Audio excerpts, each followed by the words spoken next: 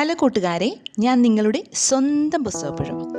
ഇന്ന് ഞാൻ പരിചയപ്പെടുത്തുന്നത് ദലമർമരം എന്ന അഭിലാഷ് ഫ്രേസറിൻ്റെ വിമല ബുക്സ് പ്രസിദ്ധീകരിച്ച പുസ്തകമാണ്.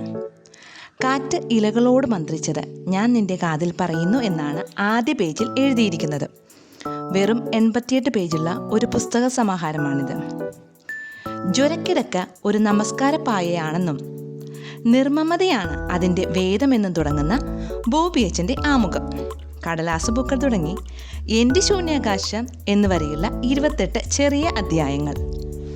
കാറ്റിനെ സ്നേഹിക്കുന്നവർക്കും ഇലകളെ പരിഹസിക്കാത്തവർക്കും കാറ്റിൽ ജീവൻ്റെ ചില്ലകൾ കൊഴിഞ്ഞു പോയവർക്കും വേണ്ടിയാണ് ഈ ദലമർമരം എന്ന് അഭിലാഷ് ഫ്രേസർ എഴുതി വച്ചിട്ടുണ്ട്. ദയാപൂർണമായ സ്നേഹം എന്ന 10ാം അധ്യായത്തിൽ നാം കാണുന്നത് ദയവ് ആർദ്രതയാണ്, ആന്തരാത്മാവിൻ്റെ നനവാണ്. മെഴുകുതിരി പോലെ നിരന്തരം ഉരുകിയൊലിച്ചു കൊണ്ടിരിക്കുന്ന ഒരു ഹൃദയത്തിൽ നിന്നൂറി വരുന്ന മസൃണമായ കരുണാരസമാണ് ദയവ്. ഒന്നും സ്വന്തമാക്കാൻ അത് ആഗ്രഹിക്കുന്നില്ല, കൊടുത്തുകൊണ്ടേയിരിക്കുന്നു.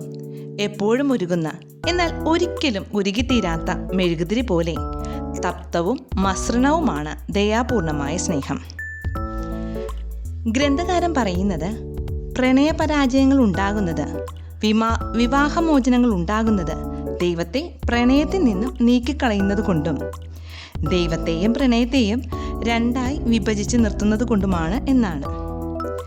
ക്രൈസ്തവ ആത്മീയതയുടെ ജീവത്തുടിപ്പുള്ള ഈ ഗ്രന്ഥം ഉള്ളിലെ നന്മയുടെ ചിരാതിനെ ഒന്ന് ആളിക്കത്തിക്കും തീർച്ച.